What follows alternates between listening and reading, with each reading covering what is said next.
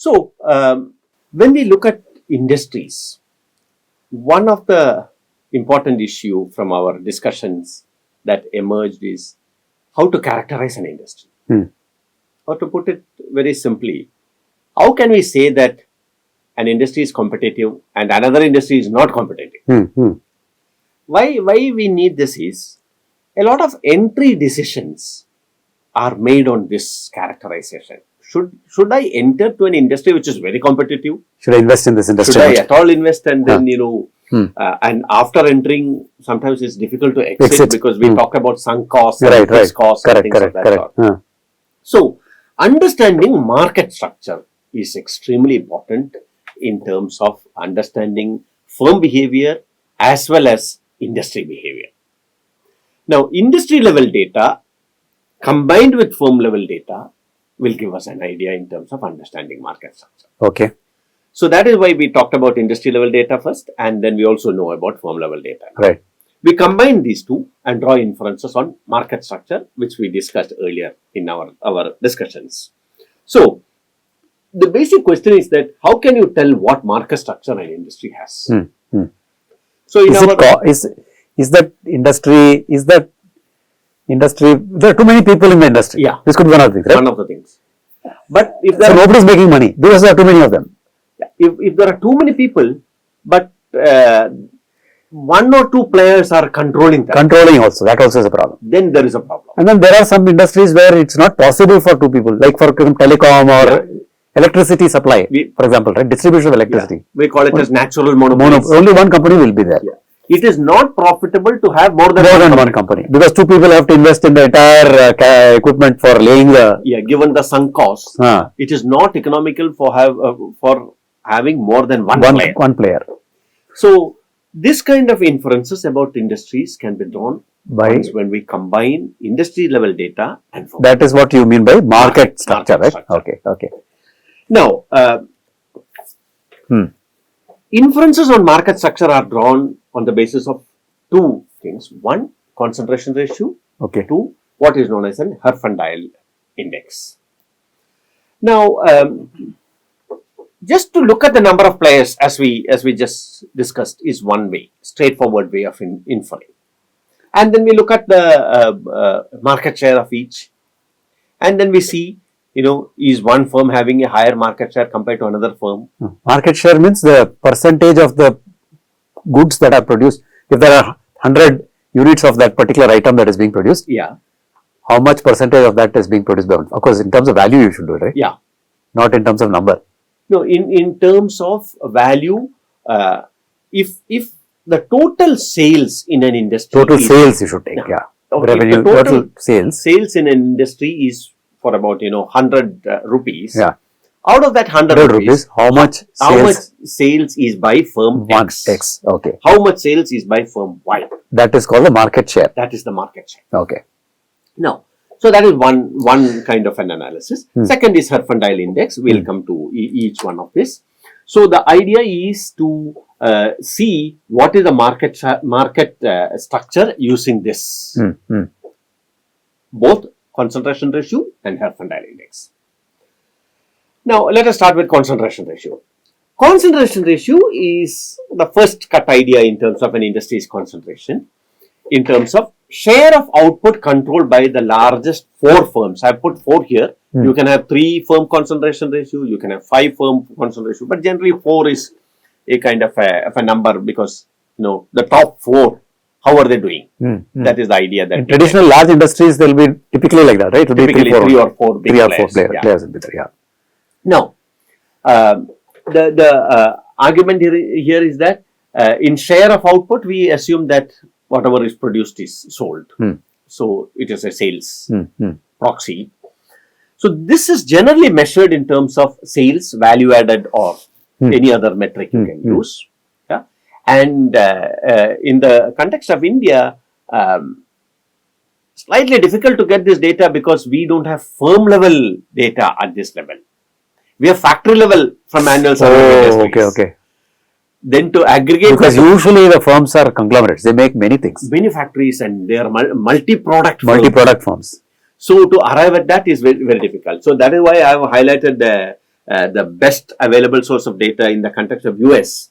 There's the Census Bureau or the economic census in the US, which comes out in every 5 years, which gives it a firm level kind of a thing.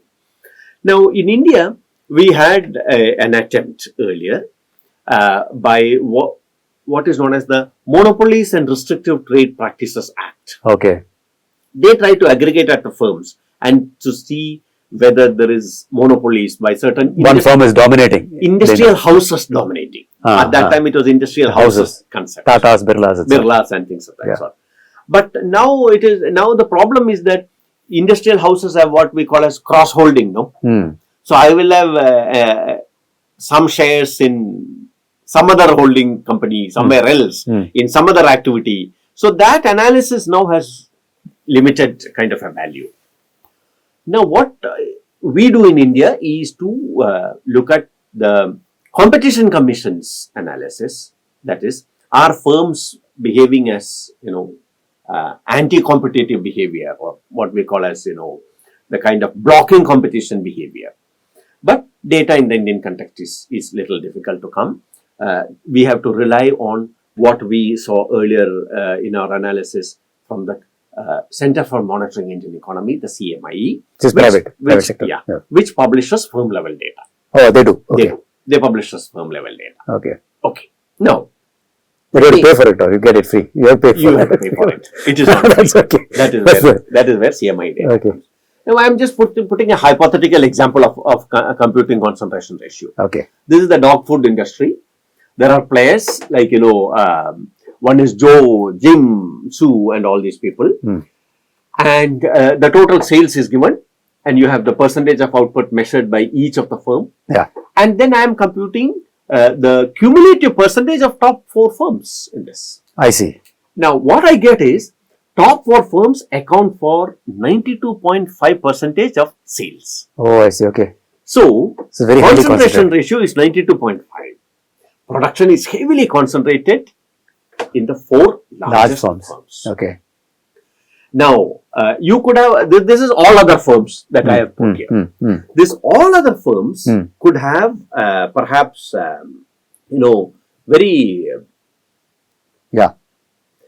very many different kinds of firms available. Yeah. For this all other firms might have perhaps another 200 firms in that. Yeah. But doesn't matter. 4 firms account for 92. They control the market. That is the inference that we can draw from this. This is very typical. I mean, for example, in the US, potato chips, Lay's would be like 50%. I don't know. It's a very large amount of the market share, right? Yeah. Then Pringles or something, another 20%. Yeah. So by the time you come to number 4, you would already reach 90. Yeah. Isn't it? This is very typical. Yeah. In India, in certain industries, yes. For example, viscose, rayons. 2 firms, 2 firms control kind of a thing. But in certain other industries, food products in India, highly fragmented. Lot of people. Yeah. So it depends on the industry also, typically. Yeah. And then in some industries like cement, we saw some are cooperative, like Papad, if you take, for example, or maybe I don't know how it is. Yeah. Papad is very fragmented, right? Presumably. Highly fragmented. Because cooperative sector and all. Generally, food products are all like that. All, yeah. So this is one kind of an inference that we can draw using firm level data to have an insight on the industry structure. Right. Here is another example: the retail bakery, where we have different players, and I am putting 4 big ones, but their percentage shares is very low. 4 are having a cumulative percentage of only 1.8%. Okay. Which means that concentration ratio is only 1.8, and production is not heavily concentrated in the hands of 4 largest. So, 2 different industries where concentration ratios are widely different. Both the food actually, dog food is and this is a bakery, and we find that one is highly concentrated and the other is not concentrated. Bakery is a very interesting kind of an example. No, we have this all kinds of shops, small bakeries. And concentration is very difficult. Measure also in that because there are so many players in that. So you would call this fragmented? I mean, this highly fragmented. Yeah. So 2 extremes we see in this. Now, how do we use this? Well, we know that if there is only one firm, it is monopolistic. Yeah. If there are few firms, it is oligopolistic. Well, if there are more firms, but some firms dominant, then it is monopolistic competition. Right. And many firms, it is perfect competition. Right. So we find that with a concentration ratio of 1.8 for our bakery, it is near perfect competition. Yeah. Yeah. Now, when we are using the word near, because in reality there is nothing that is a perfect competition kind of a thing. It's a textbook kind of a construct, but it is nearer to that.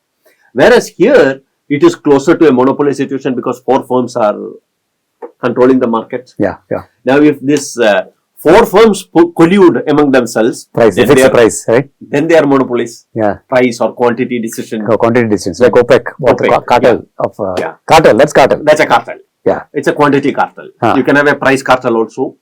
So we find that this analysis can be used to draw inference in terms of where the industry is in terms of. So if it's a very fragmented industry, I mean, it's easier for me to enter, presumably. Yes. But at the same time, I'm not going to make anything because there's no control over price, nothing. Yeah. So here at this point, entry is easy, but survival is difficult. Okay. At this point, entry is difficult. Very difficult. But survival will be easy. Once you're inside, then you might survive. Yeah.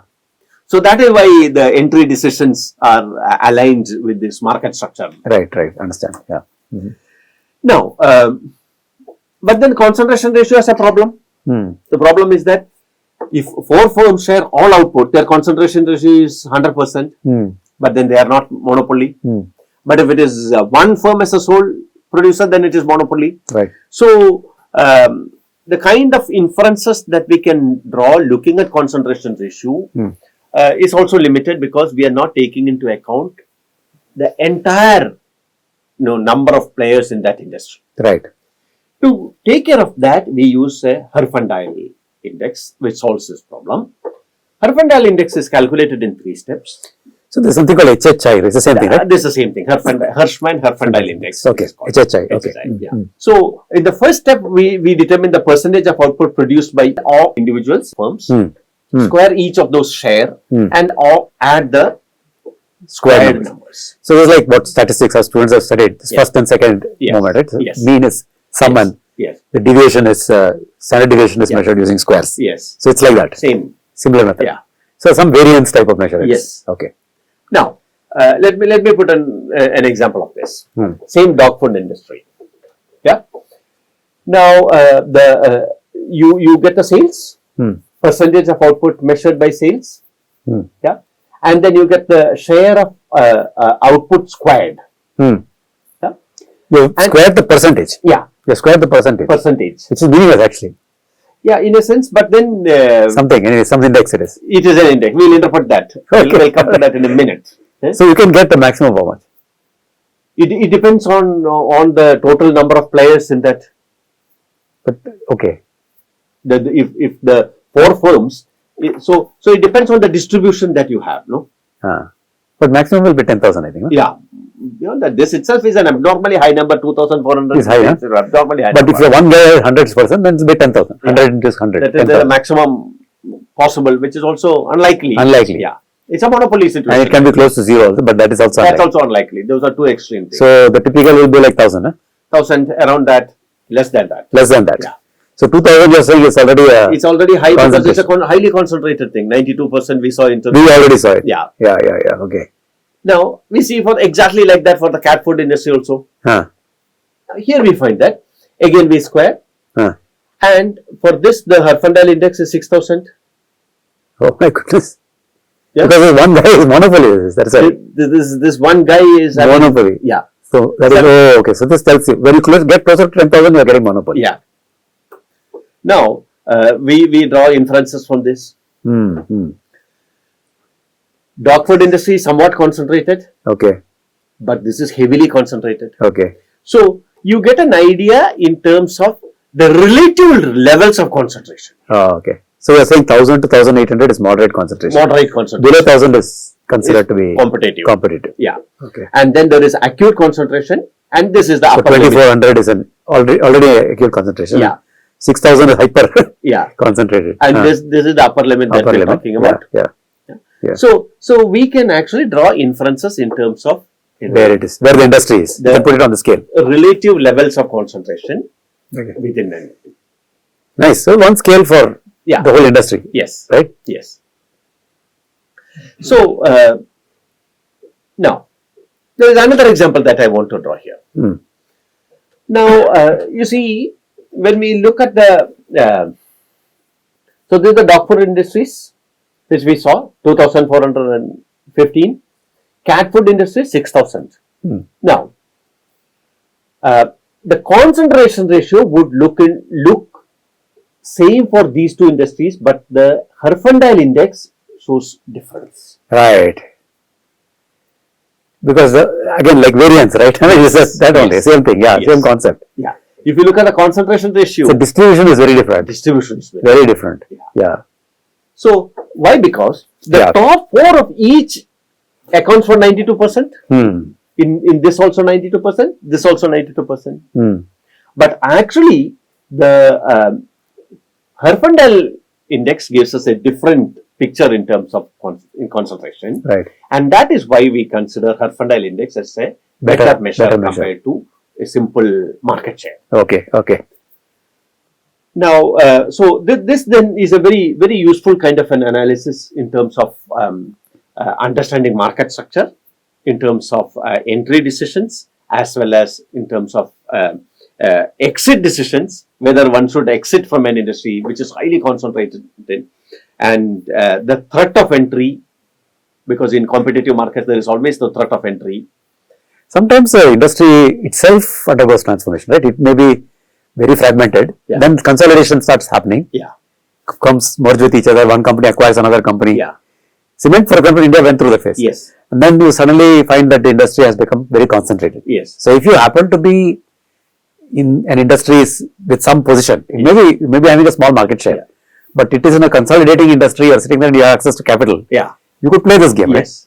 And that is exactly where the antitrust policies come into effect. In India, the Competition Commission, they won't allow you to consolidate. They will allow you, provided you are not exhibiting any anti-competitive behavior.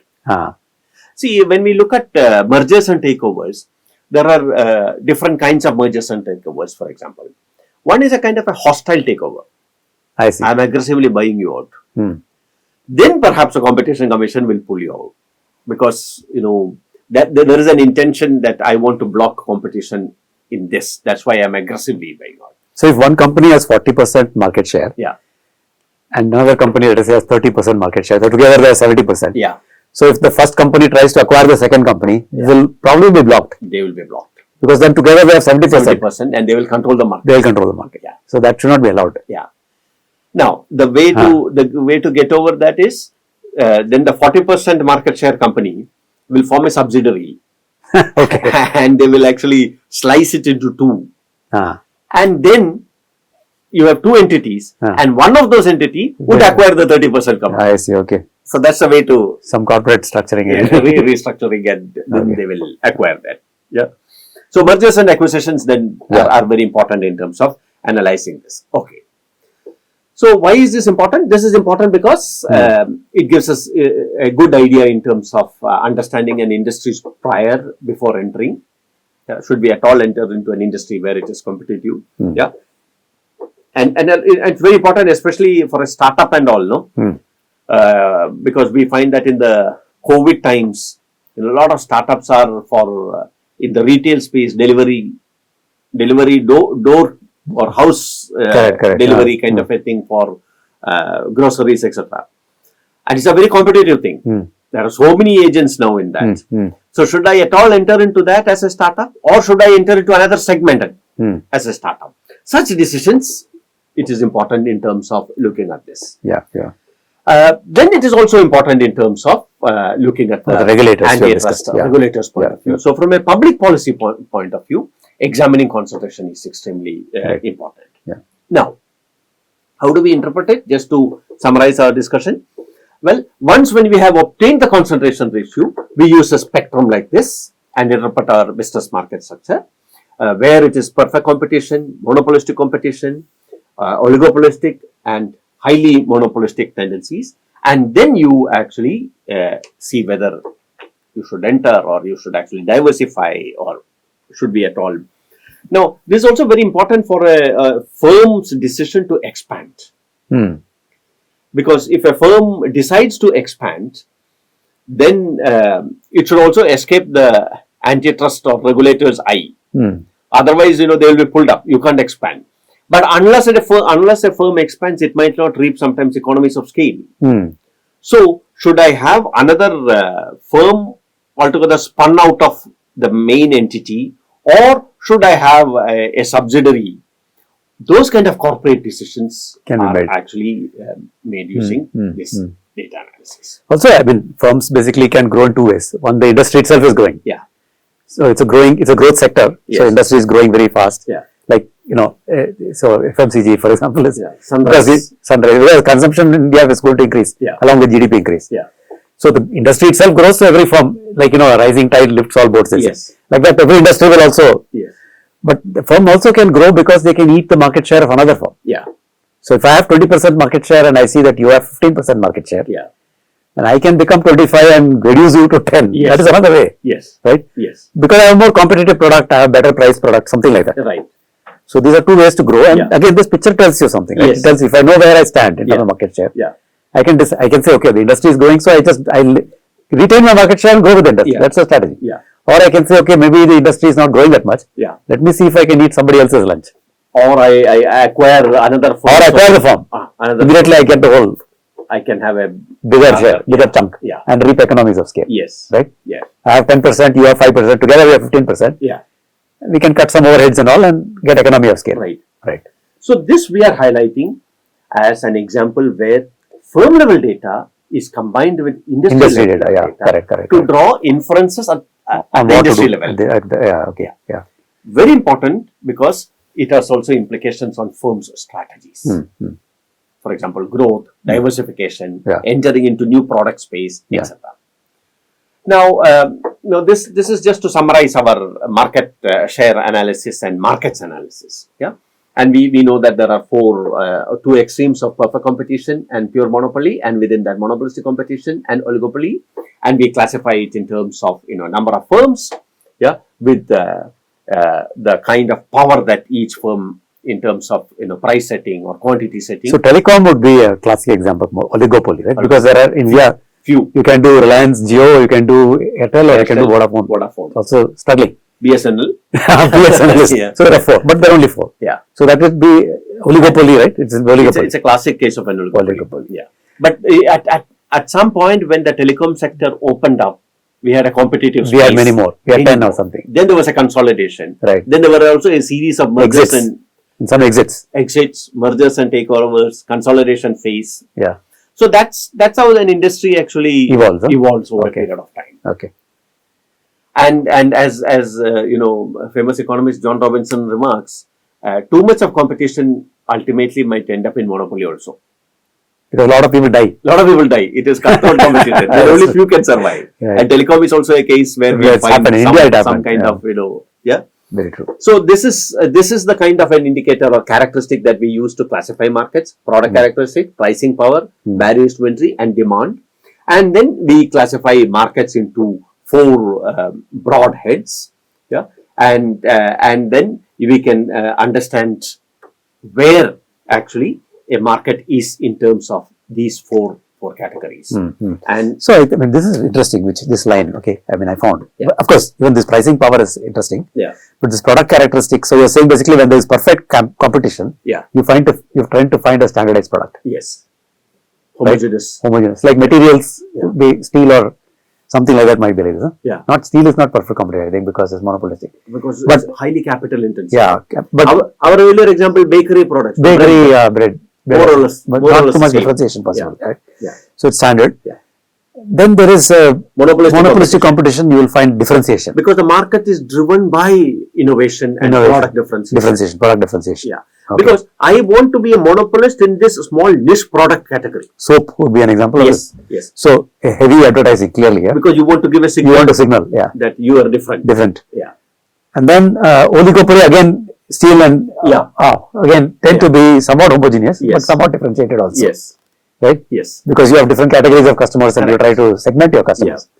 And then No subsidies, monopoly. So whatever he provides, you have to consume. Only one. Only one. Yeah. Yeah. Yeah. That was our earlier telecom thing. Telecom was like that. BSNL. Power today is like that. Power. Yeah. You have to get only from one provider. Yeah. Right? Our earlier airline. Or even gas, for example, for cooking gas. Yeah. You have to buy only from one person. Yeah. The airline, exactly. At one time it was like that. Yeah. And this one, pricing also. In a perfect competition, all are price takers. Yes. Everybody. No single firm can influence them. In a monopolistic competition, Some limited, they will try and, if there is one guy who's got a large share, then he can be a price setter. Yeah. They can be leader follower. They can leader follower model. In the oligopoly, they can cartel. That's how I mean. Yeah, but they can set the price by carteling. Yeah, but then the problem with oligopoly is that everybody knows that coming together is better, but it is difficult to cooperate. And that is why we have this kind of, game theory model to analyze oligopoly behavior. Yeah. I know that it is better, it is beneficial for me to cooperate with you, but somehow I will not cooperate because I think my selfish interests are more than that. In India, cement tends to be like this. Cartel. Yeah. Oil, of course, is cartel. Yeah. And the price, ultimate diamonds. Price maker. Diamonds, right? Yeah, DBS or whatever. He sets the price. Yeah. That's it. Yeah. Okay. And also it's very important to see barriers to entry. Here, virtually none. We talked about that. Entry is easy, but survival is difficult there. It is relatively easy here, but oligopoly it is very hard because the existing players' first reaction will be to block entry. I will not allow you to enter at all by some pricing strategy, or we talked about that when we looked at the pricing strategy. Right. And here substantial, and it is very difficult. It is often insurmountable barrier to entry. Yeah. So industry level data then combining with firm level data can give you a lot of insights. Explain this kinked. I mean, a curious thing. We talked about elastic and non-elastic and all that stuff. Yes. What is kinked? Up to a point, demand will be elastic. And then It just because that is because there is a possibility that they could actually collude, and whether that happens or not, when the collusion breaks down. Yeah. The oil prices, you see that, right? Yes. The cartel, when they are not able to enforce production decisions, Yes. suddenly the price will go up or down, whatever it is, something happens. Yes. Yeah. So that gets reflected. That is kinked. Okay. That is what's kinked. All right. I understand. Yeah. And here, of course, we know it is downward sloping. Yeah. Demand curve. Okay. So, given this, then this industry analysis can be used for Positioning in the market and developing strategies where firm level strategies. So you have industry level data, you have firm level data, you analyze industry level data and firm level data, and then you have strategies in terms of firms.